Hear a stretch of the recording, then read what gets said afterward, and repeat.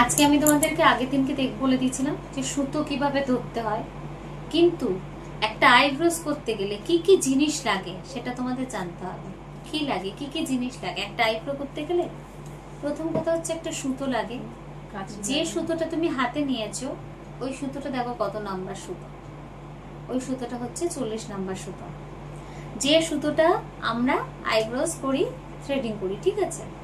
দ্বিতীয় নাম্বার হচ্ছে একটা কাঁচি লাগবে। তৃতীয় নাম্বার হচ্ছে 3 নম্বর হচ্ছে পাউডার লাগবে, অ্যান্টিসেপটিক ক্রিম লাগবে, তুলো লাগবে আর সন্না লাগবে। এই কারণের জন্য বলছি একটা আইব্রোস করতে গেলে এই জিনিসগুলো তোমার দরকার।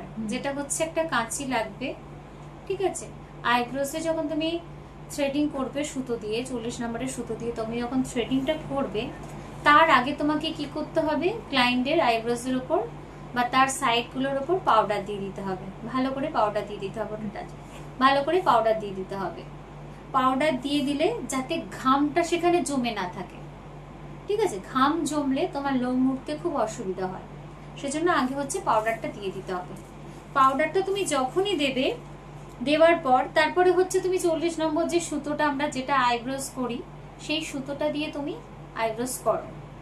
করা হয়ে গেল, যখনই তুমি দেখবে এক্সট্রা কিছু আছে, বা আমাদের দেখবে সামনের পোর্শনে যখন আইব্রোস গুলো করি অনেকটা হেয়ার গুলো লেন্দি থাকে, তো সেগুলো কাটিং করে দিতে হবে সমান করে, ঠিক আছে, সুন্দর করে। তারপরে কি করতে হবে, কোনো অ্যান্টিসেপটিক ক্রিম দিতে হবে বা কোনো জেল দিতে হবে, কোনো টোনার দিতে হবে সেখানটা। করার পর যাতে কোনো ক্লায়েন্টের পেন না হয়, ঠিক আছে, রিল্যাক্স ফিল করে। আর দ্বিতীয় কথা হচ্ছে ওই তো তুলো তো তুমি রাখবে, সেটা কিসের জন্য তুলোটা ব্যবহার করবে, ওই অ্যান্টিসেপটিক ক্রিমটা বা হচ্ছে কোনো টোনার দেবে সেই তুলোর সাথে নিয়ে তুমি সেখানে দেবে, ঠিক আছে। আর স্বর্ণা এই কারণে বলে দিচ্ছি, স্বর্ণাটা কেন রাখতে হয়। স্বর্ণাটা হচ্ছে তুমি ধরো নতুন নতুন শিখছো, কোনো ক্লায়েন্টকে আইব্রোস করেছো, করতে করতে তোমার কোনো প্রবলেম হচ্ছে, দেখবে অনেক সময় আমাদের ঘামের জন্য আমাদের স্কিনের উপরে লোমটা বসে থাকে, উঠতে চায় না। সেটা তুমি অনেক চেষ্টা করছো, বারবার প্রেসার দিচ্ছ, প্রেসার দেওয়ার পরেও দেখছো যে সেখানে হচ্ছে স্কিন উঠে আসছে, তখন তোমার প্রবলেম হবে, ক্লায়েন্টেরও খুব কষ্ট হবে। সেখানে পেন না দিয়ে সেটা বলছে একটা স্বর্ণা দিয়ে তুমি সেটাকে তুলে দাও, রিমুভ করে দাও, ঠিক আছে। তাতে ক্লায়েন্টও রিল্যাক্স ফিল হলো, প্লাস হচ্ছে তুমিও খুব তাড়াতাড়ি কাজটা করতে পারলে, সুন্দর হলো। তোমরা যখন নতুন আইব্রোস করবে, যে আইব্রোস করার সময় তোমাদের যদি কোনো সমস্যা হয় যে একটা আইব্রোসের লাইনটা ঠিক করতে পারছি না, একটা উঁচু নিচু আছে, এটা আমি সুতোর মধ্যে দিয়ে আমি লাইনটা সমান করতে পারছি না, সেই সময় হচ্ছে তোমরা স্বর্ণাটা ব্যবহার করবে, যাতে তোমরা ওই একটা লোমের জন্য তুমি সুতো ধরতে গিয়ে আরো 10টা লোম উঠে যাবে, তখন তোমরা ওই স্বর্ণা দিয়ে ওটা কভার করতে পারবে। তাতে হচ্ছে খুব তাড়াতাড়ি কাজটা হবে, ক্লায়েন্টও খুব হ্যাপি হবে, তুমি কাজটা খুব সুন্দর করে করতে পারলে তোমারও ভালো লাগবে। বুঝতে পেরেছো কিভাবে করবে আইব্রোজ যখন করবে? আজকে আমি তোমাদেরকে মুখে বলছি, কিন্তু এরপরে আমি তোমাদেরকে হচ্ছে প্র্যাকটিক্যাল দেখাবো, ঠিক আছে, পরের দিন কিভাবে করবে। প্রথমে হচ্ছে চোখের ওপরে আইব্রোতে থ্রেডিং করতে হবে। কোথায় করতে হবে? জাস্ট এখানে আইব্রোতে প্রথম প্রসেস হচ্ছে এখানে আইব্রোসে থ্রেডিং করার কথা। প্রথমে আমরা হচ্ছে 40 বা 50 নম্বরের সুতো দিতে পারো, ম্যাক্সিমাম আমরা ইউজ করি 40 নম্বরের সুতোটা। 100 নম্বরের সুতো রিলও পাওয়া যায়, কিন্তু সব থেকে বড় কথা হচ্ছে 40 নম্বরের সুতোটা ব্যবহার করা খুব ভালো। এটা হচ্ছে ভীষণ শক্ত হয়, ব্যবহার করাটাও খুব ভালো হয়, আর প্রত্যেকটা হচ্ছে রোম খুব সুন্দরভাবে রিমুভ হয়, ঠিক আছে, ব্যবহার করার জন্য। এবার তোমাকে জানতে হবে যে ব্যবহার করার সময় পাতলা চুলের জন্য, ঠিক আছে, থ্রেডিং করার জন্য সাধারণত ওই কর্সের যে সুতোগুলো, যেগুলো আমরা আইব্রোস করি না, ওগুলো কর্স বলে, ওই সুতোগুলো দিয়ে এটা তোমার হাতে আছে, ওটা দিয়ে থ্রেডিং করে, একে বলে কর্সের সুতো, ঠিক আছে। যাতে হচ্ছে কোনো ক্লায়েন্টের বলো কারোর উপরে তুমি যখন সুতোটা বসাবে কোনো প্রবলেম হয় না, জাস্ট লোমটা উঠে চলে আসে, এটা হয়। কিভাবে ব্যবহার করতে হবে সেটা আমি তোমাদেরকে হচ্ছে কালকে যে প্র্যাকটিস করেছিলাম সুতো ধরাটা, সেটা আমরা দেখিয়ে দিয়েছি।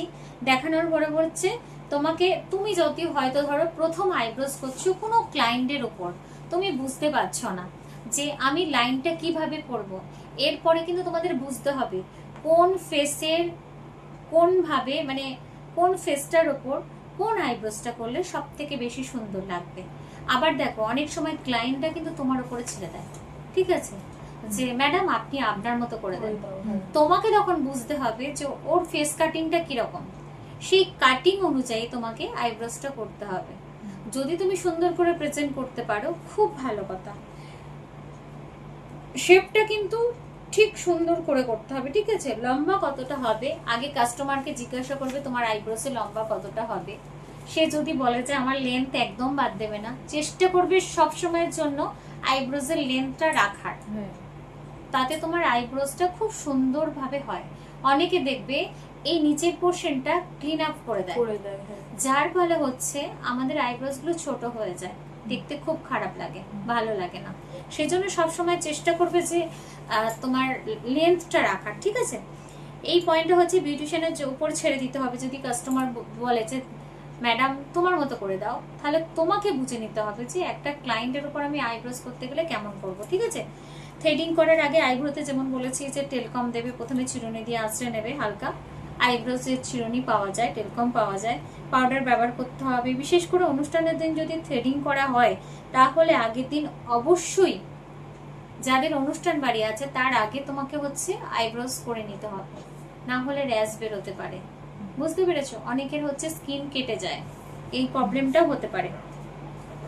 সব থেকে বড় কথা হচ্ছে সরু মুখ, যাদের মুখ সরু তাদের আইব্রোটা কিভাবে করবে, একটু ছোট যদি থাকে তাদের কিভাবে করবে, গোল কাটিং করতে হবে। এখন ট্রেন্ডিং চলছে যেটা ভি শেপ কাটিং, ঠিক আছে, চেষ্টা করবে সেরকম, কিন্তু লেন্থ রেখে। যাদের খুব ভরা মুখ, গোল যাদের মুখটা, সেই সব ফেসের ওপর তুমি যদি ভি শেপ করে কাটিং করতে পারো ব্যাপক সুন্দর লাগে, যেটা হচ্ছে আমার পার্লারের ট্রেন্ডিং, তোমরা ভালো করে জানো।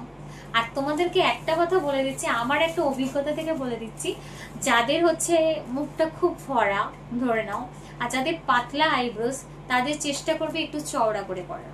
এখন হচ্ছে চওড়া করে আইব্রোসটা খুব ট্রেন্ডিং চলছে, সেটা তোমরা করার চেষ্টা করবে।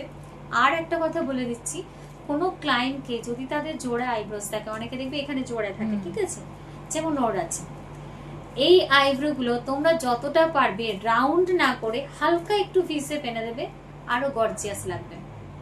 কি বললাম বুঝতে পেরেছো? যাদের ছোট মুখ তারা যদি রাউন্ড চায় তো ভীষণই ভালো, রাউন্ডটা খুব ভালো যায়। যদি বলে যে না ম্যাডাম আমার ভি শেপ চাই, এখন যেগুলো চলছে, তখন তোমাকে ভি শেপটা টানতে হবে। আর যাদের ভরা ভরা মুখ, যাদের ধরো মুখটা অনেকটা বড় আছে, সেই ফেসগুলোর মধ্যে হচ্ছে তোমাকে চওড়া করে করতে হবে আর ভি শেপ করে করবে, ব্যাপক লাগবে। এত সুন্দর করে তুমি যদি একটা কোনো ক্লায়েন্টকে তোমার প্রেজেন্টেশনটা দাও, অবশ্যই ক্লায়েন্ট খুব খুশি হবে। চেষ্টা করবে সব সময় লেন্থটাকে ঠিকঠাক রেখে তারপরে হচ্ছে আইব্রোসটা করার চেষ্টা করবে, ঠিক আছে। তো চলো, টাটা বাই বাই। আমি যতটা পারলাম তোমাদের সামনে প্রেজেন্ট করলাম। যারা যারা বিউটিশিয়ান কোর্স নতুন শিখতে চাইছো, এই ভিডিওটা দেখো, তোমরা সেভ করে নাও, আশা করি তোমাদের সকলের ভালো লাগবে। তো চলো, আবার পরে একটা ভিডিও তোমাদের জন্য নিয়ে আসবো। Tata bye bye.